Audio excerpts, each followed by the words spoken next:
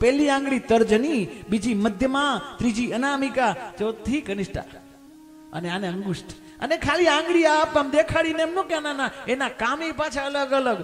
પિતૃના કપાળ ઉપર ફોટા ઉપર ચાંદલો કરવો હોય, પિંડને ઉપર ચાંદલો કરવો હોય, મોક્ષ પિંડ દેવાતો હોય અને એમાં ચાંદલો કરવો હોય પહેલી તર્જનીથી થાય. ભૂદેવની પૂજા કરી ને તો આપણે દરેક વખતે ભૂદેવને આ ત્રીજી આંગળી, પણ બ્રાહ્મણને ચાંદલો કરો ને બે આ આંગળી જોડીને ચાંદલો કરવાનો.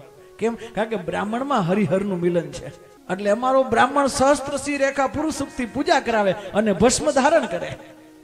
ભસ્મ ધારણ કરે ત્યારે શિવ બની જાય અને પુરુષ સૂક્તનું ઉચ્ચારણ કરે ત્યારે વિષ્ણુ હોય. એટલે એને આ બે આંગળીથી ચાંદલો કરવો. ભગવાન શિવને ભસ્મ ધારણ કરાવીને ત્યારે આ બે આંગળીનો ઉપયોગ કરવો પડે, મધ્યમાનો. આ અનામિકા કેના માટે છે?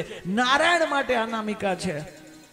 તમે એમ કે વરરાજાને આનાથી ચાંદલો કરી, તો નારાયણ માટે તો તમને કહી દઉં, એ વરરાજો નથી, નારાયણ જ છે. અને કારણ નારાયણ છે એનો મતલબ શું કામ?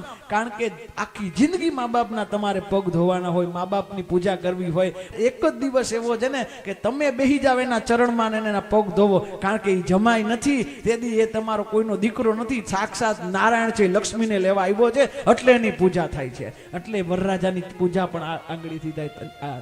નારાયણની પૂજા કરવી હોય, દેવની પૂજા કરવી હોય તો આંગળી થાય. અને માતાજીના ચરણની પૂજા કરવી હોય તો આ કનિષ્ઠાથી થાય. ગુરુના ચરણની સેવા કરવી હોય, કોઈ પૂજા કરવી હોય તો આપણે ત્યાં આ આંગળીનો ઉપયોગ કરીએ. આ પૂરું થઈ જાય એમની અંગુષ્ઠનો પણ ક્યારે કોઈ વીર લડવા જાય, યુદ્ધ માટે જાય ને ત્યારે એને વિજય તિલક કરે ને ત્યારે અંગૂઠાનો ઉપયોગ કરે.